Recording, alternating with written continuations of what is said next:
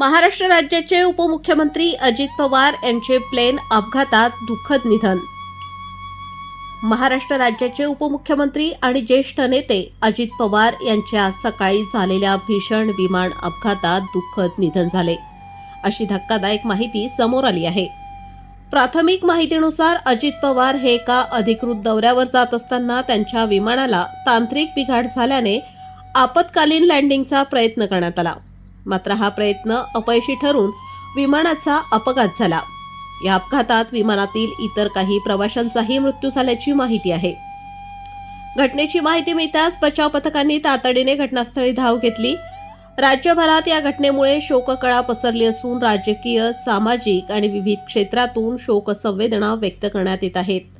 अजित पवार यांच्या निधनामुळे महाराष्ट्राच्या राजकारणात मोठी पोकळी निर्माण झाली असून त्यांच्या प्रदीर्घ राजकीय कारकिर्दीची सर्व स्तरातून आठवण केली जात आहे।